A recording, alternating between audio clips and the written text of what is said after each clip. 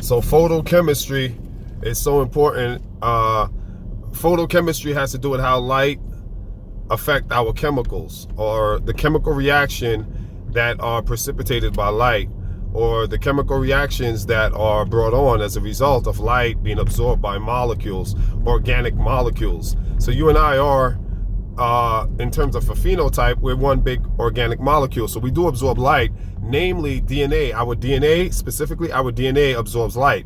In plants, it's chlorophyll. For us, it's our DNA. Our DNA, actually, there's studies and research out there that shows that our DNA readily responds to light. Now, why is that important? Because we all know UV rays, right? That's the sun's radiation. But UV is broken down into three bands. It's called UVA, B, and C. UVA and B are absorbed by our ozone layer that protects us from damage, cellular damage, as a result of this radiation. But UVC does get through to us, and that's what we actually absorb. UV, too much of it is not good, but just the right amount produces melanin by means of the melanocytes in our bodies. That's the melanocytes, or cells that produce melanin. So UV actually activates the production of melanin as well as vitamin D. We all know that. That's very common knowledge.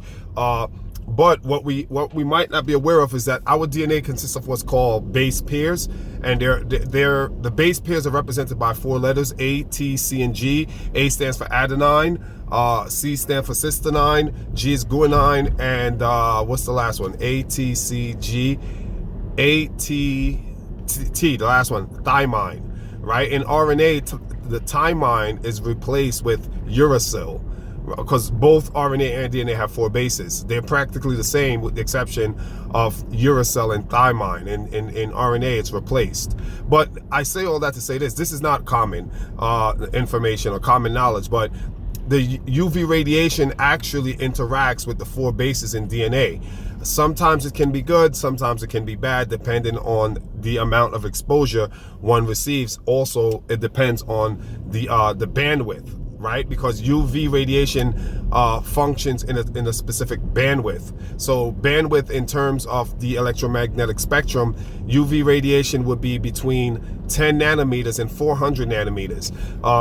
So depending on the wavelength or the bandwidth that the exposure is, the person is being exposed to, will determine how these photons are the actual carriers of the UV radiation, how photons interact, and what would be the result of their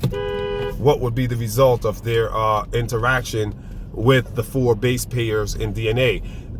Sometimes we can see mutation, we can see cell damage, we can see cell repair as well. There are various benefits and deleterious outcomes, deleterious in terms of harmful. So, but it's important that we understand this, because if we understand the benefits of light, and again, Jesus said he's light. If we understand the benefit of light, then we can interact with it and charge our batteries up. You know what I mean? Like, we're literally like phones. You know, we're like cell phones and televisions and computers. Like, we plug ours. You can literally plug yourself in.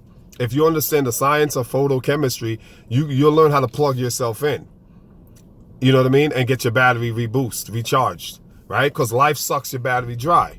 You know what I'm saying? Life depletes you every day. You're being depleted, right? By the demands of life. So learn how to plug into photochemistry and recharge your battery. You know what I'm saying? Because you are more advanced than that new Apple iPhone that Tim Cook just put out.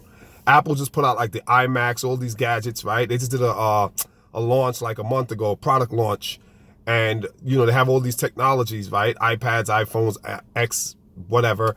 But you are more advanced than that. You and I, the way that we are engineered, we are so much more advanced than any kind of technology that any one of these major tech companies could put together. So we just got to learn how to plug in, though. You know what I'm saying? We got to learn how to plug in, and we have to learn how to unplug, right? And you have to learn how to reboot, right? You have to learn how to delete certain apps from out of your system, right? Just like a phone has apps. apps, sometimes sometimes I'm on my phone and I'll get like a pop-up saying that there's an app that's draining the battery from my phone.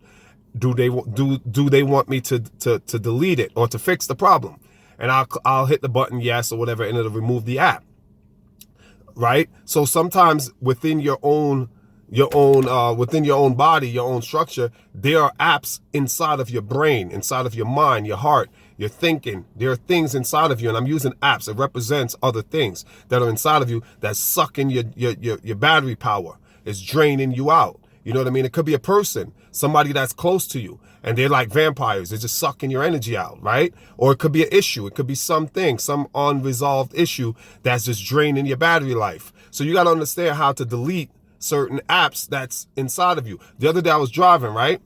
And, you know, I seen this, it pops up on my phone, that this, you know, this app is draining my phone. And it just popped up on my phone. And I'm thinking like, wow, it's interesting. I started to think how that relates to us.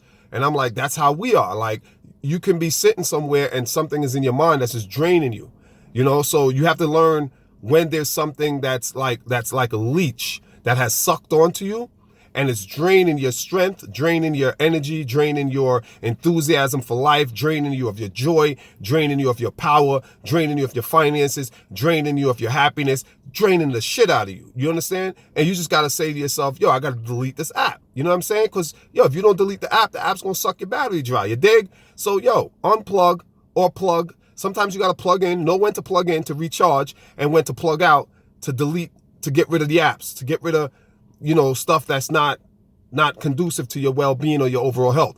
Listen, I'm telling you right now, folks, the most important thing in this world to do is to learn how to protect your energy field, your magnetic field. And listen, real quick, the reason why it's important to learn how to protect your energy field is because whatever you put in your energy field, it's going to produce more of it.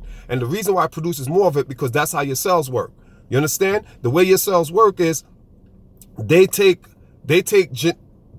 genetic information from their environment, it's called the cytoplasm, and they reproduce that information.